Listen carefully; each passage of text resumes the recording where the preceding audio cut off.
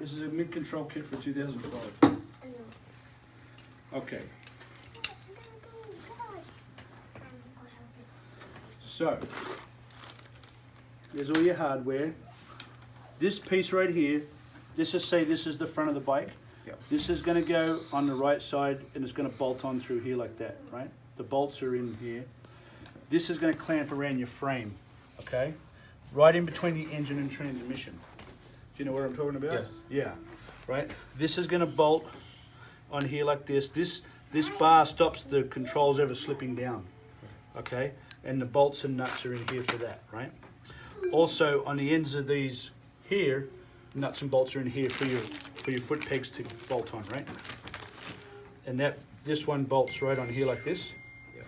Now, see how this one bolts on here like this, and this here, your kickstand will come up, and the rubber bump stop on your kickstand will just miss this piece right here. So situate this on the frame where the kickstand comes up and your bumper just misses this. Okay. Yeah? Okay. This is going to bolt onto here, and this is going to go over your existing shaft on your master cylinder. And this right here, there'll be a pin, it'll go through for your master cylinder. This actually bolts on right here to operate it, okay? Yeah. And this is the right size at 625. This is going to bolt onto your primary right now. Where your primary is, you know where the shift shaft is? Yep. This is going to take the place of that, and it's going to sit out like that. So your shift shaft will go through here. You take one of your shifters and bolt it onto that shift shaft that you already have, and that piece that comes up, that goes onto your shift shaft, will be one of these that goes on there to the middle of this, right? This will be on the engine. This will bolt right on that bolt in between the jugs on the engine. This will go back to your transmission. You see how that works? Yeah. Makes sense? Yes. So far. It's a butterfly. It's to reverse the shifting, so that it goes one down still and 4 up or 5 up or whatever you got. All right, and that's basically it. Awesome. That's everything.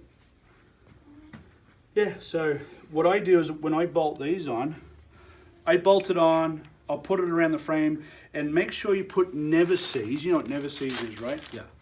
Make sure you put it on all the threads. Now I've already run a tap through these. I've already run a tap through them, but I want you to put never seize on the bolts so that threads don't ever gall in here, because if they gall, dude, that's it, you're done. You got to snap the bolt off and drill and tap it out. So please put never seize on. So, and like I said, I've already run a tap through all these a couple of times, so they're really good. And so you put your never seize on, I leave them loose on the frame, and then I put the kickstand up and I slide it into position, and you'll see that when you have it under there, there's the casting on the primary will sit right in here like that. And you want at least this, like a good eighth to a 1/4 inch clearance between the primary and this part here. But it'll tell you where to put it by the kickstand. You dig? Put it where it just misses it. And then have both of them like that on both sides, right? And then before you tighten these up with the 6 bolts, put this on and tighten this up. And what that'll do is it'll set it dead level to the frame. You dig? Because it's welded. Yeah. Yeah. And then you can go in here and tighten these up. What I usually do is I'll tighten up the top ones first with a ball Allen, and then I'll tighten up the bottom ones because I can get a straight Allen in there and just really crank on them. But if you get the top ones done first, it'll sort of be like that. Yeah. And then you can just crank down the bottom ones. Make sense? Yes. I think that's it. Good. Pretty cool, huh? Yeah. Can't wait. I already assembled this for you, so it's ready to go.